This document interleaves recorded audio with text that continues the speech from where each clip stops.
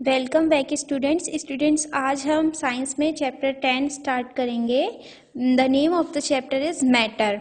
There are many things all around us, for example table, chair, pen, book etcetera. All these things occupy space, some of them are heavy and some are light. हमारे चारों ओर कई वस्तुएं हैं जैसे कि table, chair, pen, book आदि।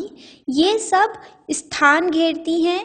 इनमें से कुछ वस्तुएं हल्की हैं और कुछ भारी है। This is because different things have different mass. ऐसा इसलिए क्योंकि अलग अलग वस्तुएं अलग अलग द्रव्यमान रखती हैं। Anything which has mass and occupies space is called matter. कुछ भी जो जिसका द्रव्यमान होता है और स्थान घेरती है उसे मैटर कहलाती है, मतलब कि पदार्थ कहलाती है। Make a list of 10 things which you think are example of matter.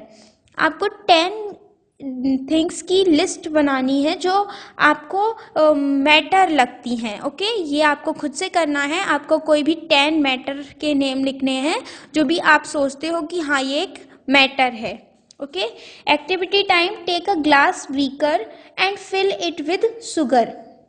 एक कांच का बीकर लेना है और उसमें शुगर को भरना है। The beaker has a certain space and the sugar occupies that space. Beaker का कुछ स्पेस होता है, मतलब उसमें कुछ स्थान होता है और जो शुगर है वो उस स्पेस को, उस स्थान को घेर लेती है। When the beaker is full with sugar all the space is occupied in the beaker. तो जब हम बीकर को शुगर से पूरी तरीके से भर देते हैं तो जो भी उसका स्थान होता है वो जो बीकर का जो स्थान है वो शुगर घेर लेती है। This shows that sugar occupies space and hence is matter. इससे यह प्रतीत होता है कि जो शुगर है वो स्थान घेरती है, इसलिए यह पदार्थ है। स्टेट्स ऑफ मैटर, पदार्थ की अवस्थाएं। Matter exist in 3 different forms. जो पदार्थ है वो तीन अलग अलग अवस्थाओं में पाया जाता है। They are solid, liquid and gas. वे ठोस, द्रव और गैस हैं। These 3 forms are also called states of matter। ये जो forms है, ये जो 3 फॉर्म्स हैं मैटर की, ये पदार्थ की अवस्थाएं कहलाती हैं। सॉलिड, ठोस। Solid is anything that has a certain shape and size of its own.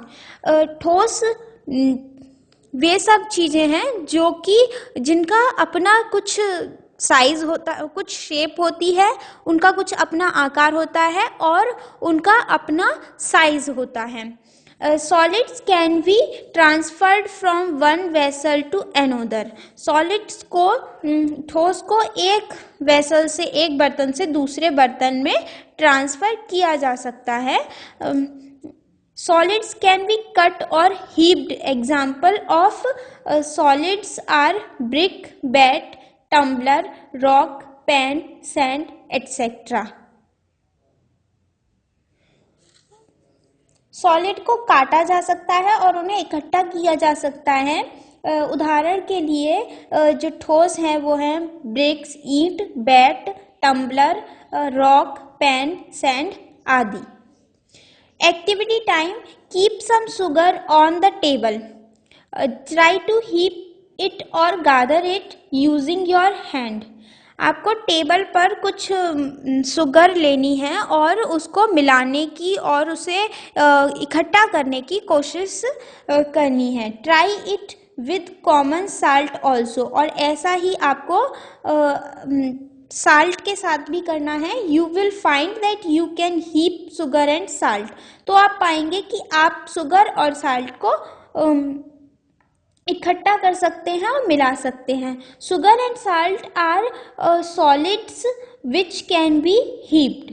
Sugar और साल्ट ठोस हैं जिन्हें इकट्ठा किया जा सकता है। लिक्विड, लिक्विड द्रव, liquid does not have a shape of its own, it takes the shape of container it is kept in। द्रव की अपना खुद का आकार नहीं होता है, ये जिस बर्तन में इन्हें रखा जाता है ये उसी का आकार ले लेते हैं। Liquids can be poured and spilled, liquids को पोर किया जा सकता है, मतलब किसी भी बर्तन में डाला जा सकता है। लिक्विड फ्लोज इजीली, लिक्विड आसानी से बह सकते हैं। Examples of liquid are water, juice, cold drinks etcetera. जो लिक्विड्स के कुछ एग्जाम्पल हैं जैसे कि पानी, जूस और कोल्ड ड्रिंक्स, ये सब क्या है, लिक्विड हैं। Activity time, take some water in a glass tumbler, look at the shape of the water, pour this water from the tumbler into a bottle. आपको एक ग्लास टम्बलर लेना है, ग्लास टम्बलर में मतलब कांच के ग्लास में पानी लेना है और उसकी शेप को देखना है पानी की, और इसी पानी को आपको टम्बलर से फिर एक बॉटल में डाल देना है। Does the shape of water remain same, तो क्या जब हम वाटर में बॉटल में पानी को डालेंगे तो क्या उसकी शेप वही रहेगी जो ग्लास में थी।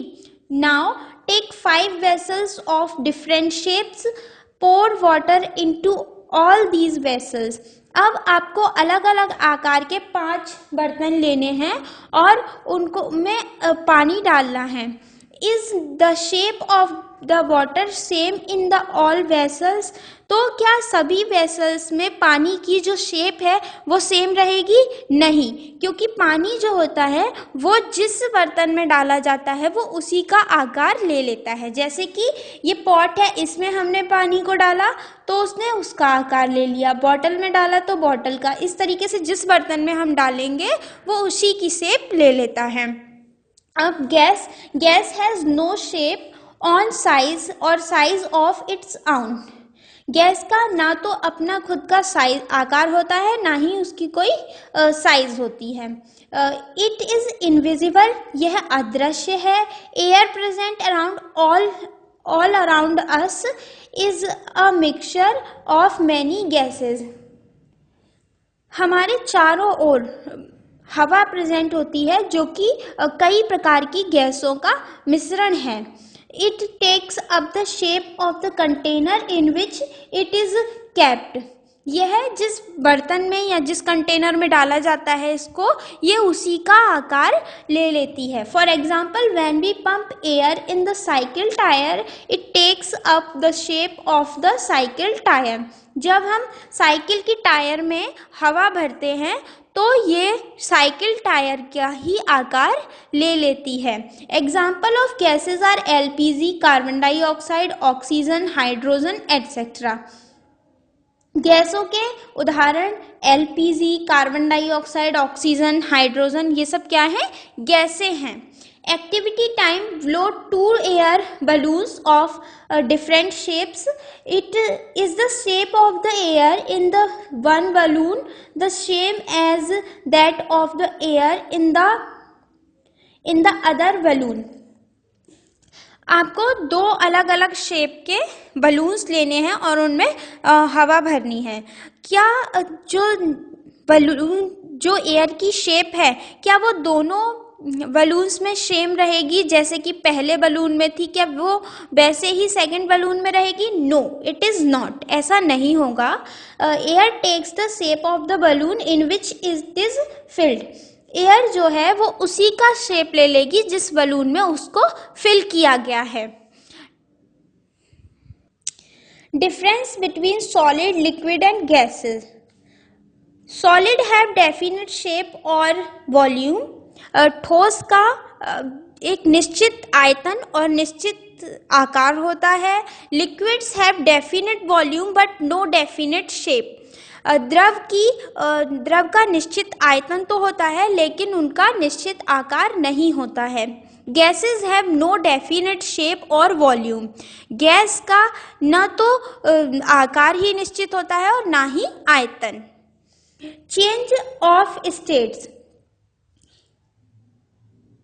The three states of matter, that is solid, liquid and gas, can change from one form to another. पदार्थ की जो तीन अवस्थाएं हैं, लिक्विड, सॉलिड और गैस, ये एक दूसरे में परिवर्तित होती रहती हैं. Water exist in all the three states of matter. पानी, जल, पदार्थ की तीनों अवस्थाओं में रहता है. Water in the atmosphere falls down to earth in many forms like rain, snow, hail, fog etcetera. पानी पर्यावरण में नीचे गिरता है पृथ्वी पर, कई फॉर्म्स में गिरता है, जैसे कि वर्षा के रूप में, बर्फ के रूप में और कोहरे के रूप में. अब सॉलिड टू लिक्विड, मतलब हम क्या स्टडी कर रहे हैं, चेंज ऑफ स्टेट. तो सॉलिड से लिक्विड में कैसे चेंज होता है. Take few ice cubes and keep them in a vessel and leave for some time. You will find that ice cubes have changed into water, i.e. solid has changed into liquid. आपको कुछ ice cubes लेनी है और उन्हें एक vessel में रख देना है और उन्हें कुछ समय के लिए ऐसे ही छोड़ देना है. तो आप पाएंगे कि जो आइस क्यूब्स हैं वो वाटर में चेंज हो जाती हैं, यानी सॉलिड जो है, ठोस जो है, वो लिक्विड में, द्रव में बदल जाता है. This process of change of solid into liquid is called melting. और ठोस का इस तरीके से द्रव में जो परिवर्तन की प्रक्रिया है वो गलन कहलाती है, मेल्टिंग कहलाती है. लिक्विड टू सॉलिड मतलब द्रव से ठोस. Take some water in the ice tray and keep it in the freezer. Take out the ice tray from the freezer after some time. आपको आइस ट्रे में कुछ पानी लेना है और उसे फ्रीज़र में रख देना है और फिर कुछ समय के बाद उस ट्रे को फ्रीज़र से बाहर निकालना है. You will see that there are ice cubes instead of water in the ice tray, i.e. Liquid has changed into solid. तो आप देखेंगे कि जो वहाँ पर पानी के स्थान पर आइस क्यूब्स होंगे, मतलब कि आइस ट्रे में हमने जो पानी रखा था वो किस में चेंज हो गया, आइस क्यूब में.